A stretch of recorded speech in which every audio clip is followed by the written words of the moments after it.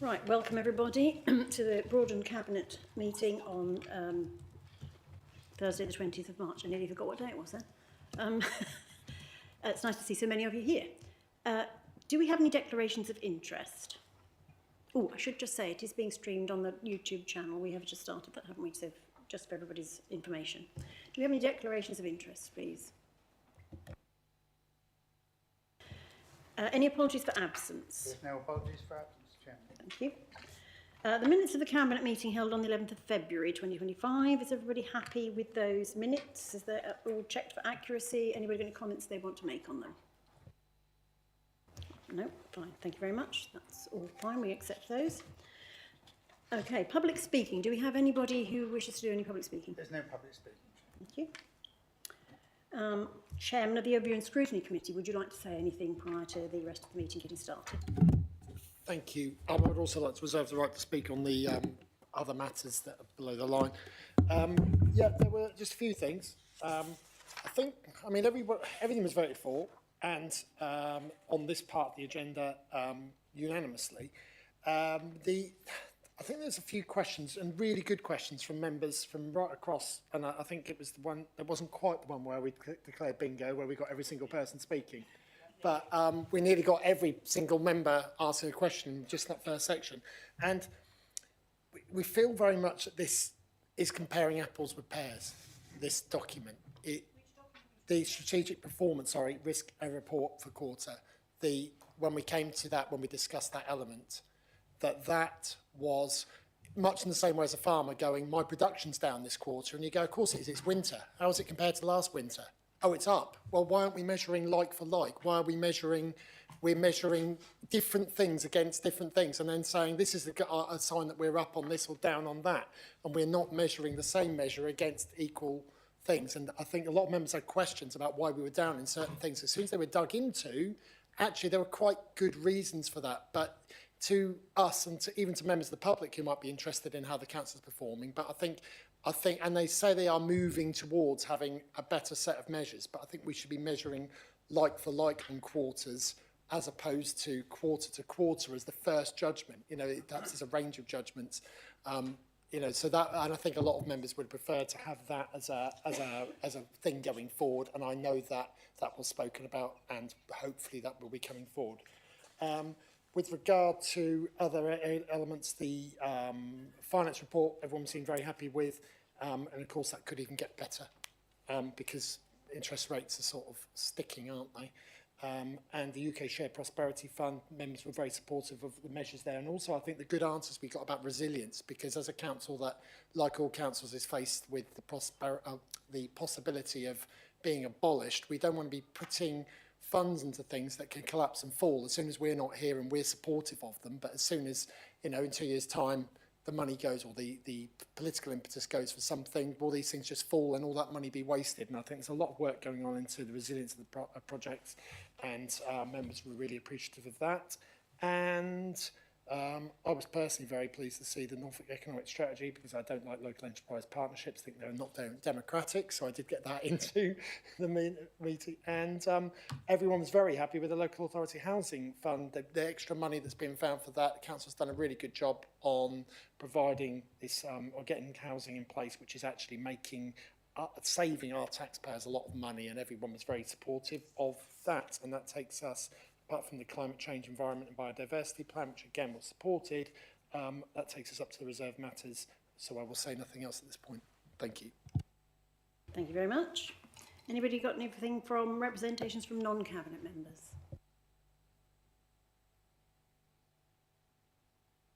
Okay, so that will take us to the Strategic Performance and Risk Report. I would note that there have been some changes made to how we're presenting this. I do think it's much more accurate and much more easy to understand. I would slightly have some concerns about comparing like for like, because I don't think that's necessarily takes across yearly boundaries. I don't think that's necessarily, we wouldn't necessarily be doing the same things each year. So I think there may be a slight misunderstanding about what that performance and risk management might look like. I think if I hand it over to Corinne to just talk us through what we've actually got in the report, that would be helpful, I think. Chair, I'm just going to hand over to Matt, who's going to present the detail of the report. Thank you. Good afternoon, Chair. The report highlights 4 red measures. 2 of those have seen slight improvements over Q3. That is customer satisfaction and the days to process housing benefit.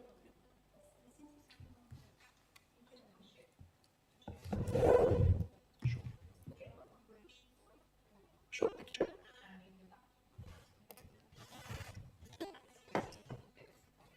Okay.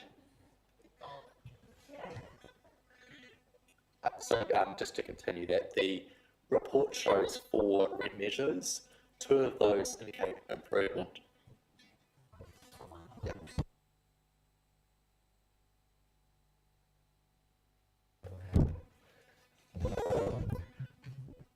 The report shows 4 red measures,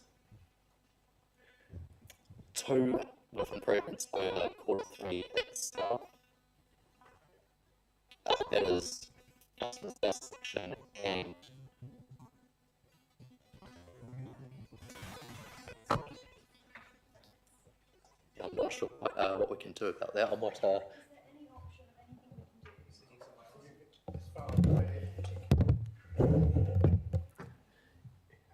Let's see how that works. Okay, all right. 2 of the measures for customer satisfaction and the days taken to process housing benefit and council tax benefit claims saw improvements over Q3, and the latter one, the days to process the benefits, has within more recent weeks come back on target or very close to. The days for short-term sickness reflects the winter cold and flu spike, and the capital program is likely to be closer to 70% by the end of the financial year. We also have 3 amber measures that have a declining direction of travel. However, it may be worth noting there that the direction of travel is a relatively simple comparison at the moment, so any minor difference to that shows a direction of travel. It's more useful at this point to look at how those are appearing on the reports from quarter to quarter, and we do have work in hand to improve that over the next few months.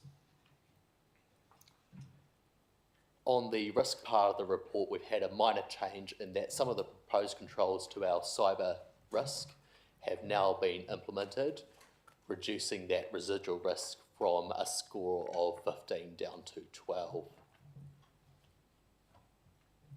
That completes the overview of the report. Any questions, Chair? Lovely, thank you very much. Does anybody have any comments they want to make on that? Thank you, Chair.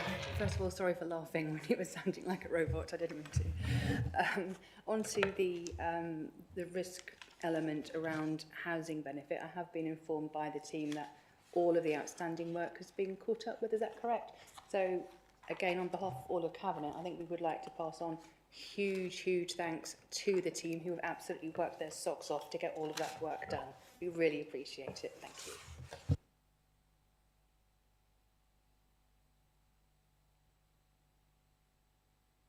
Yeah, good. Just picking up that point about year-on-year comparisons, some of the performance indicators probably would lend themselves to that, such as garden waste, which is seasonal, or the sickness report. Many of the others say, such as Revs and Ben's response or capital programme wouldn't. But as we go through with the portfolio holders looking at the performance indicators for next year, we can pick up where that would be appropriate. Yes, thank you, Trevor. I do appreciate that, and I think there are certain things like the sickness, for example, and so on, that, yes, those things are absolutely true. I think I would also want to point out again, though, that the point of scrutiny is to try to find out where some of these things perhaps don't lend themselves to easy understanding, and I think actually the very fact that you've asked those sorts of questions demonstrates that our scrutiny works, because you have highlighted things that we might want to look at. So there are some of those things which we will be able to compare year on year, some things we won't. But I think being able to ask the questions and get the right answers, hopefully that's reassured scrutiny that we're going in the right direction. So I think, as far as I'm concerned, I'm quite happy with that. And I think any proposals for how we might look at some of those aspects of how we compare year against year might be useful. But is that okay? So are we all happy then that we can accept that report and the recommendation is simply just to endorse that the performance Q3 report and endorse the current position with respect to risk management, and we will carry on looking at those proposals and the proposed controls. Yes? Lovely. Thank you very much. Thank you. Colin, can you swap the mics back the other way, back the right way round?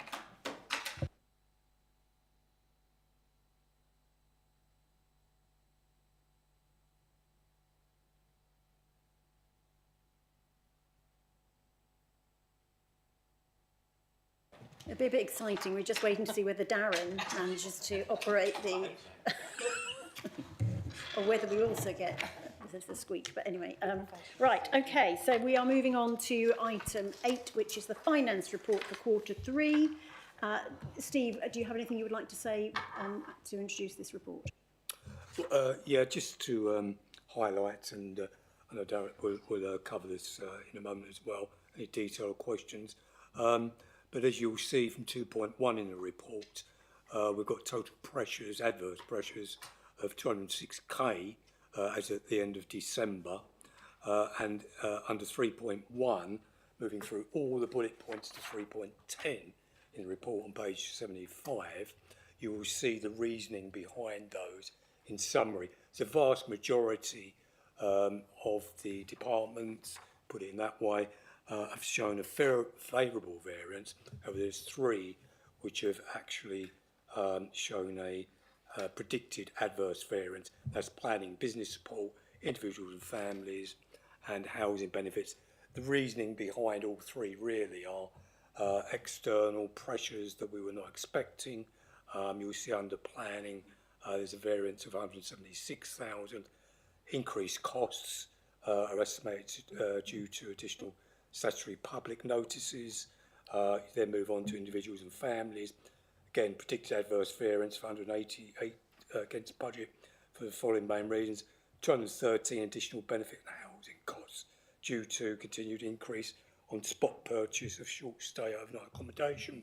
And finally, on housing benefit, predicted an adverse variance of 333 income is estimated to be reduced due to increased use of exempt accommodation. So these are things that are very difficult to manage. They affect us. However, the good news is that due to buoyant investment income plus some other measures, we are still expecting a surplus for the end of the year. Hard to predict that exactly at the moment, so I'm not going to attempt to do it. I did do an approximate at the full council meeting under budget setting, but we are expecting a surplus. That's about it, Chair. Thanks. Lovely. Darren, would you like to add any more detail to that?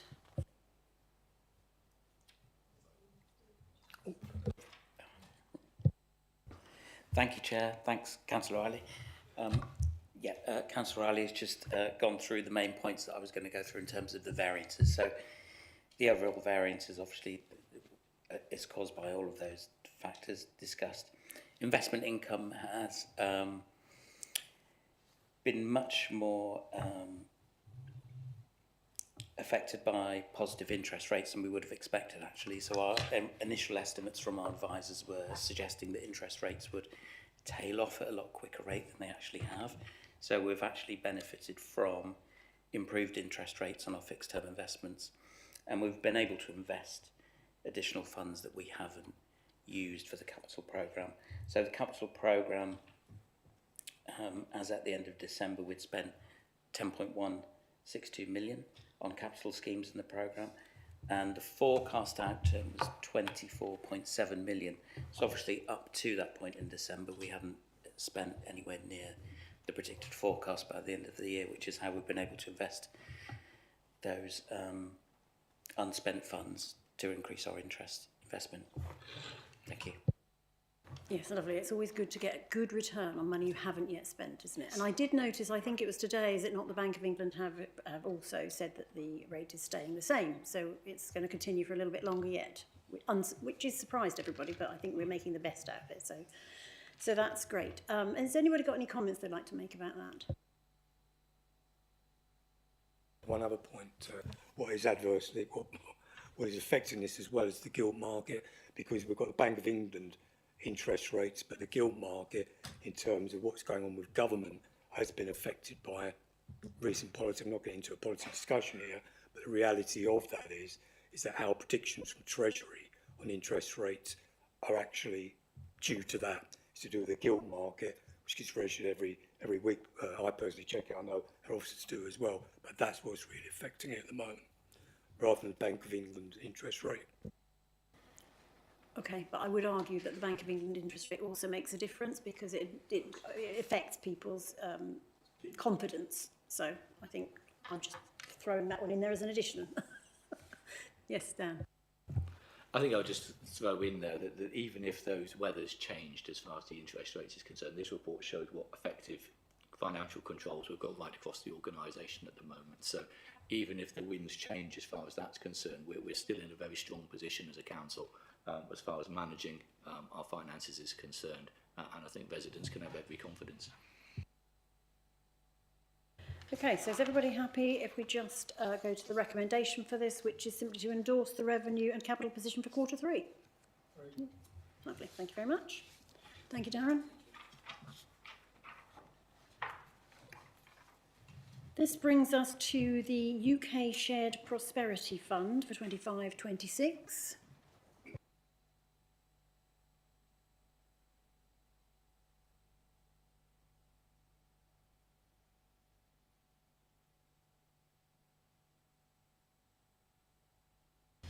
Okay, yes, Martin, would you like to refer to the report?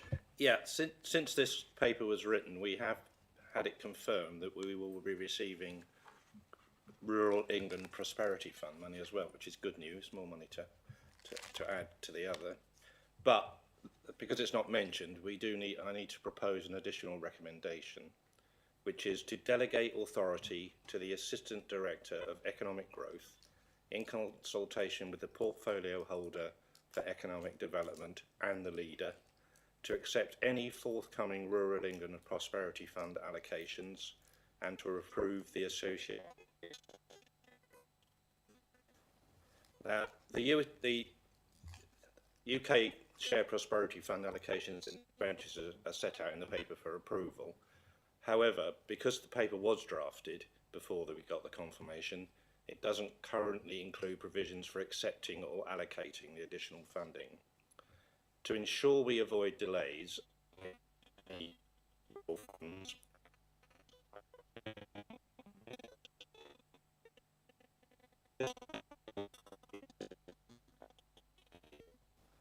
recommendation.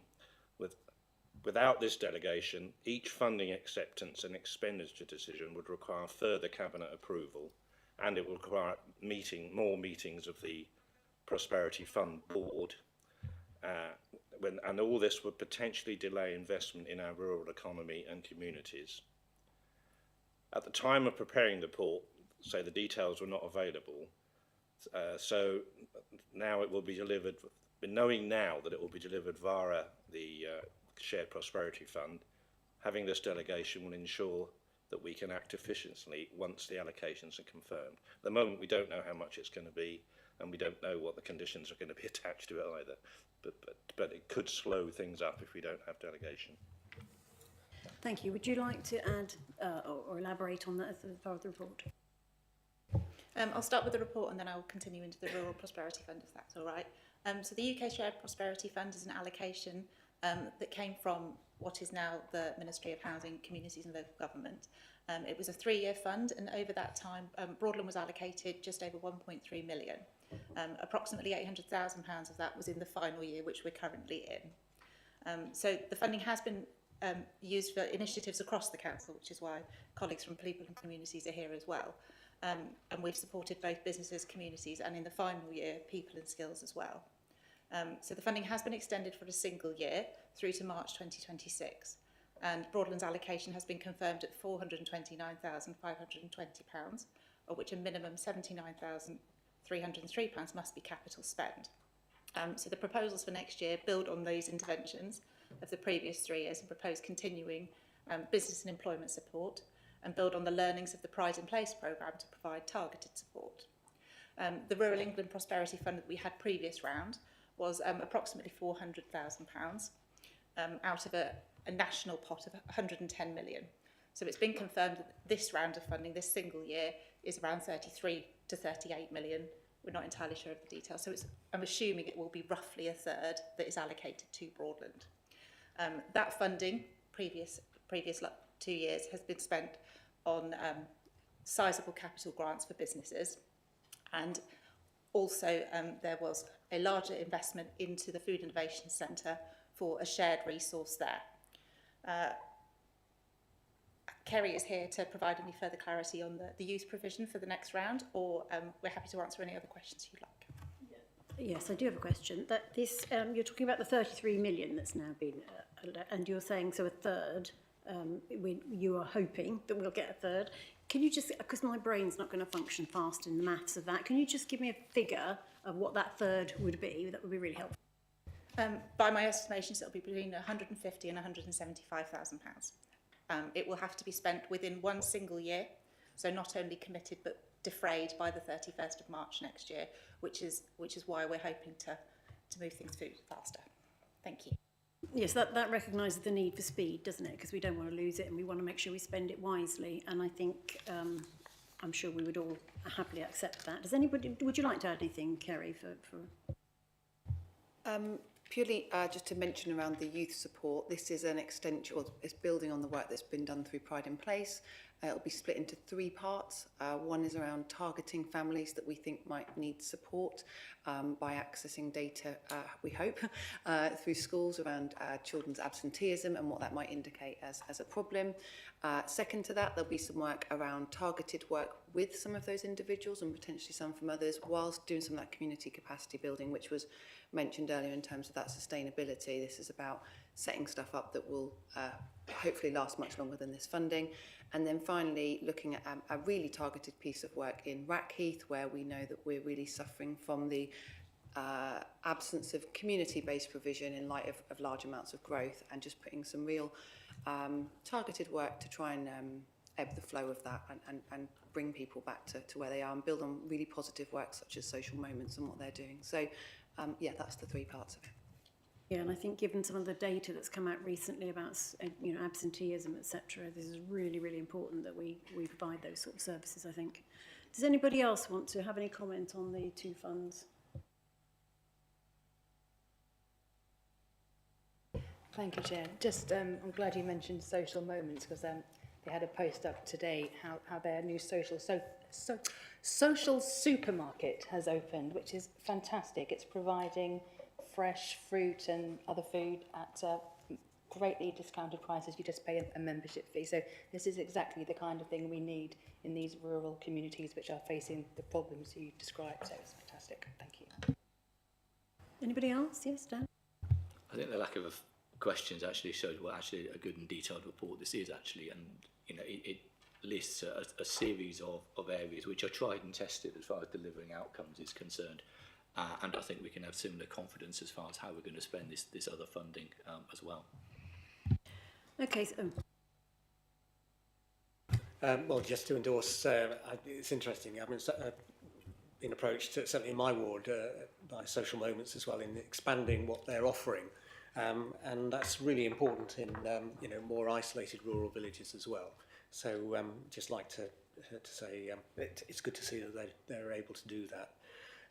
But also just to talk about the business builder grants, providing that we were talking about resilience of our businesses earlier as well, but to invest in renewable technologies, energy efficiency and so on, and good to be able to see that can continue alongside the green skills development, which is so important to reach net zero. okay, thank you. I think I will actually read these recommendations because there's 4 of the ones that we originally had, then we've got the 2 new ones. So I think just to be clear, because I think it's quite important, the detail of what we're actually funding through these. So recommendation is to approve the proposals for utilising the UK SPF allocations as follows. So we've got the first is extend business builder programme of business support through to the end of March 2026. providing mentoring and grants to improve resilience and enable growth in Broadland's businesses. I think that's really pertinent, so that's a good one. Continuing the Building Futures and Help Unemployability provision through to the end of March 2026, encouraging an increase in apprenticeships and supporting unemployed and underemployed individuals, so that's number 2. Recommendation 3 of there is the extend the youth engagement offering developed through Pride in Place, providing funding to support new and enhanced projects addressing local need. And the 4th one is to provide feasibility funding to understand local needs and support the development of future community and green infrastructure projects. All of those are interlinked, and I think we're all happy to endorse those recommendations. The latest ones, of course, are to do with the Rural Prosperity Fund. So we've got to delegate to the Assistant Director for Economic Growth, in consultation with the Portfolio Holder for Economic Development, make any non-substantive changes to the work programme to ensure delivery within the required timelines and to ensure optimal utilisation of the funding. And here's the new piece, which is delegate authority to the Assistant Director for Economic Growth in consultation with the Portfolio Holder for Economic Development and the Leader to accept any forthcoming Rural England Prosperity Fund allocations and to approve the associated expenditure plans, being clear, of course, that anything we do choose will come forward as a proposal separately anyway. So it's not that we're not just going to run up and spend it. Are we all happy with those recommendations? Thank you very much. In that case, I will take us on to number 10, which is the Norfolk Economic Strategy. It's you again.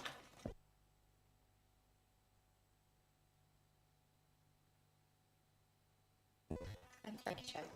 So the paper in front of you outlines the process that Norfolk County Council took to develop this new strategy. It was a requirement for them when the local enterprise partnership integrated into Norfolk County Council for them to have a strategy for Norfolk. It's important to note that this strategy links in very closely with the Broadland Economic Growth Strategic Plan, which was developed a couple of years ago. It has the same key sectors, the same important things that we should be focusing on in the future. The paper does outline what happens in regards to local government reorganisation, because obviously at this stage, particularly when the paper was written, it wasn't in any way certain. The request from Norfolk County Council is for us to receive and note the paper. We are required to adopt this. It's not our strategy. It just builds on ours and makes it a more powerful document in terms of funding opportunities. The appendix that you've got is the summary version of the strategy itself. There is a full 100-page document behind that, which has considerably more references to Broadland District Council and the businesses in our area. Thank you, Chair. Lovely, thank you very much. Does anybody have anything they wish to add about that? The only comment I would make is that we do have a very good economic strategy of our own, and I believe there was work done here as well. There were workshops held by the county council, so they have involved us all in the process of putting this together. And I think the idea is really to try to get a county-wide approach to, or at least acknowledge what all the district councils are doing as well. I think is quite important. Does anybody have anything else they want to add on the back of that? No. In that case, the recommendation is to receive and note Norfolk County Council's Norfolk Economic Strategy 2024-29, also known as Norfolk's Local Growth Plan. Thank you.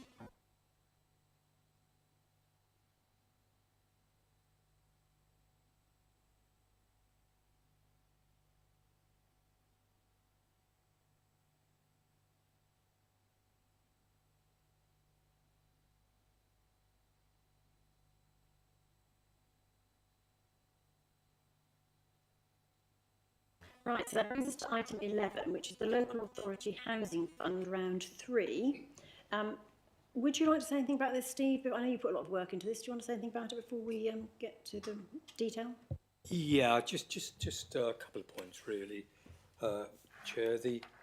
We all know actually from the work that's been ongoing within the team, and from our own experience dealing with temporary accommodation. As you know, in the last budget setting, we agreed at the full council meeting that we would increase the allocation this year for B&B from just under 200,000 to 810,000. That actually indicates the need that is really out there. We also know from the report that was done that need is increasing And also, we know from that report there is a potential that next year that need could go up to perhaps 1.4 million. So this is really quite serious in terms of revenue, etc. So our strategy to deal with this has been a successful one so far, and you will see from the report in recommendation 1 that is to simply accept the LHF grant funding. We are working on a business plan at the moment in consultation I am with the officers, obviously, but we couldn't quite complete it in time to get that back in time for the government. So hence the report here is simply asking for acceptance of that, and we notify the government immediately. But also, just in terms of the figures here, we've got 578,000 towards purchasing of 3 temporary accommodations. We had asked for more funding than that, but the scheme is really oversubscribed now, so we got allocated to 3. But B, what is the reasoning behind B? So B, 159,000 purchasing 1 resettlement property. So far we've been purchasing those. However, by transferring this sum to a registered provider, they can provide exactly the same support for resettlement that we could. However, what we do in that, by doing that, is that we save our capital that we'd be outlaying on that towards temporary accommodation. And it's absolutely vital that we have as much capital as we can achieve in terms of towards capital. And you will also see in the report under 3.2 that we are reviewing that. And you'll see in the recommendation as well that we will be coming back with a strategy in terms of providing more temporary accommodation, which will go beyond just the LHF funding way of model that we currently have. We need to do so. It will have a beneficial effect for the taxpayer on revenue, and I think that's about it really at the moment. And just allow the officers, the team, to come back in on that. Thank you, Chair. And I'm remembering to turn it off.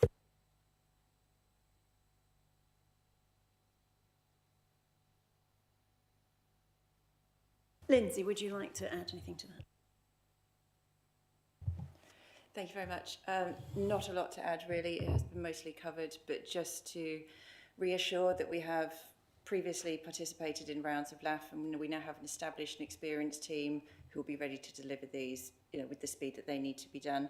And as was mentioned, we are developing a fuller business case of how this money will be used, but just again as a reassurance that should that not be agreed for whatever reason, we always have the option to return this. So agreeing this now doesn't actually tie us into anything that we've not discussed, which will be discussed in future.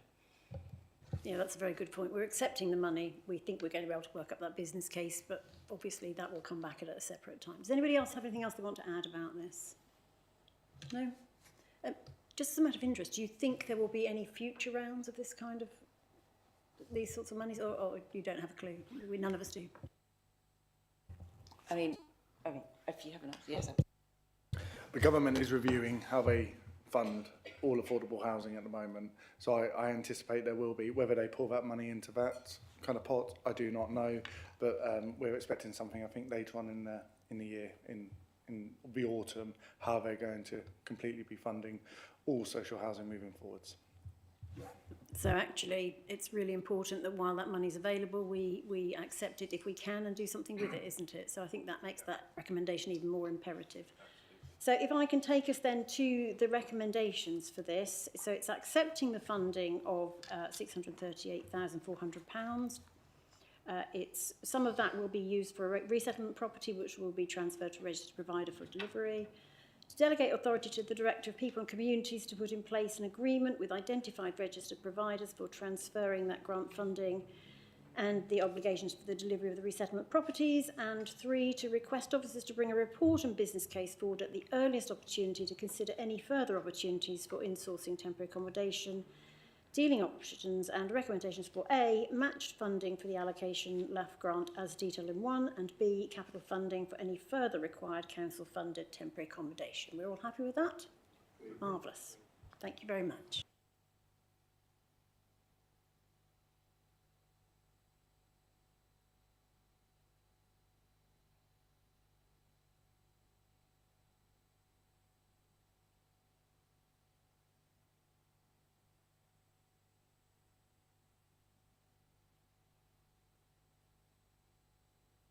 So that brings us to item 12, which is the Climate Change, Environment and Biodiversity Delivery Plan. Would you like to introduce that, Jan? Yes, thank you very much, Chair. Very happy to introduce the Climate Change, Environment and Biodiversity Delivery Plan, which is a revised version of the previous Environmental Strategy and Delivery Plan. It more accurately reflects what's happening across the Council in terms of reaching net zero and enhancing biodiversity.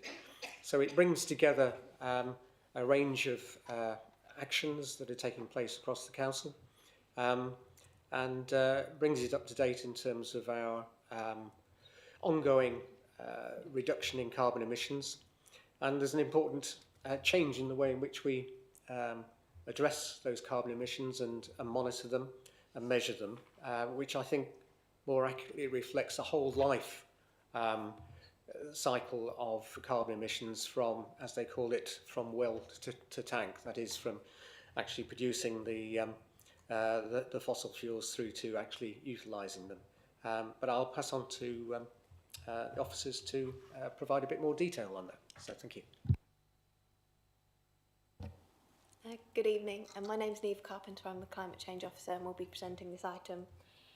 So, as Councillor Davies says, this report presents a revised version of the previous Environmental Strategy and Delivery Plan. It is now titled the Climate Change, Environment and Biodiversity Delivery Plan. And just to highlight that alongside the delivery plan, the Council publishes annual carbon footprints, which provide a more detailed breakdown of Scope 1, 2 and 3 emissions. But this delivery plan has been developed to better reflect the Council's commitment to achieving its net zero targets, as mentioned, and to addressing its declaration of a climate change and biodiversity emergency. It therefore places greater emphasis on biodiversity, waste reduction, and pollution and air quality. So the original delivery plan, spanning 3 years, outlined Broadland District Council's commitment to advancing its environmental agenda, including setting a net zero emissions target of 2030. The updated plan is also designed around a 3-year framework, and some of the actions in the updated delivery plan are similar to those from previous years, but many of the new targets stem from the Environment Act and the need that the Council has to respond to this Act. So while some duties under the Act, such as addressing pollution, air quality and waste reduction, were in the original plan, the updated version places a greater emphasis on biodiversity. So the plan details how it will meet new legal requirements in line with government commitments to halt species decline by 2030 and advance nature recovery. So these objectives are addressed in the items referenced BNG1 to BNG10 within the plan. And the delivery plan, particularly core aspect 5, biodiversity, nature recovery and green infrastructure, serves as the Council's first formal statement outlining its commitments under the Environment Act, and it establishes clear targets and goals to ensure that the Council is compliant with its biodiversity duties. So, following the advice of the Environmental Excellence Policy Development Panel on January 9th, additional details have been included regarding the District Council's territorial emissions, as well as Scope 1, 2 and 3 emissions. And more focused details were also added to the how it is measured / report progress column to ensure that targets are clear and easy to track. The panel supported the actions outlined in the plan and endorsed the projects for 2025 to 2028 without any changes. The plan also presented to the Overview and Scrutiny Committee on the 11th of March 2025, where it was unanimously supported. And finally, I would like to refer to the recommendations in the paper on page 126, and I invite any questions on this item. Does anybody have any questions they'd like to ask or comments they'd like to make? No, that's a nice and easy one, isn't it? It was very, very clear and precise. I think the most important key thing is that we are making sure that we comply with the new regulations of the Environment Act, and I think we have done that, and I think you've done that at speed, so that's really very good. I don't think there's much more to say, really. I think it's quite impressive, and I think we're doing rather well as far as our environment credentials are concerned, so well done to everybody who's put that forward. So in that case, I will just go to the recommendation, which is to recommend to Council the adoption of the Climate Change, Environment and Biodiversity Delivery Plan 25 to 28 as attached at Appendix 1. Yes, thank you. Lovely. Thank you very much.